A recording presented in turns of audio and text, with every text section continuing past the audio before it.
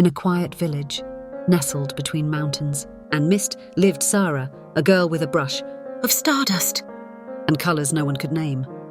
Her paintings didn't just speak, they breathed. She discovered her gift at age 10, when a painting of her sadness bloomed into falling petals across the floor. Her mother wept, thinking it was magic. Sara simply smiled, dipping her brush into silence. As she grew, Sara learned to control it.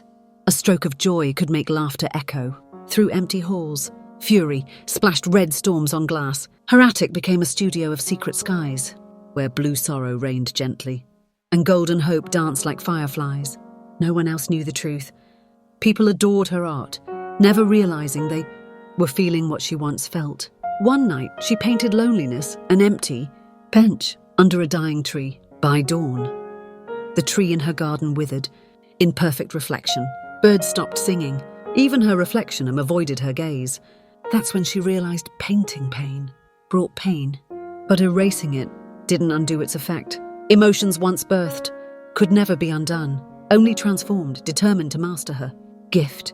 Sara ventured to the forgotten forest, where old artists whispered to have vanished. Beneath a moonlit willow, she met an old woman whose eyes shimmered like wet ink. "You paint the truth," the woman said. "But can you paint healing?" She handed Sara a brush and carved from a phoenix bone, warm as a heartbeat. Back home, Sara tested the phoenix brush. She painted her fear, a dark cloud with eyes. It hovered, growling. But then she added yellow light at its edge, and the cloud softened, raining petals instead of ash. Her emotions weren't enemies. They were voices, wanting to be seen, reshaped. With trembling hands, she painted again, not to escape, but to transform. Word spread that Sara's art healed. A grieving man brought a broken locket. She painted the memory of his wife's laughter, and it echoed through his soul. A silent child giggled at a canvas of painted joy. The village knew now these weren't just paintings, they were spells. And Sara, unknowingly, had become a weaver of hearts. But one day a man cloaked in shadows arrived. He asked her to paint revenge. "My pain must be felt," he growled. Sara refused gently. "Emotions aren't weapons," she whispered. Furious, he shattered her brushes and cursed her hands to never feel again. Her fingertips grew cold. Her chest became a hollow frame, but her heart still pulsed like a hidden drumbeat. In despair, she painted with her tears, smearing colour with bare palms. The canvas bled silvers and gold. From it rose a phoenix born of grief and hope, singing a melody that cracked the curse. Her hands warmed. Her heart bloomed.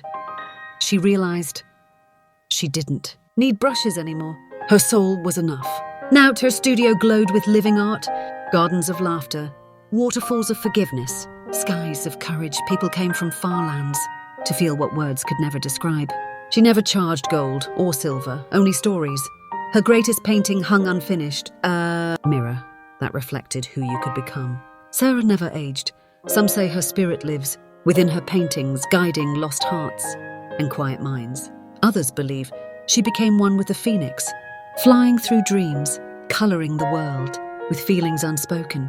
But one thing is certain: wherever someone feels too much and doesn't know why, a warm breeze carries her whisper. Feel it, paint it, set it free.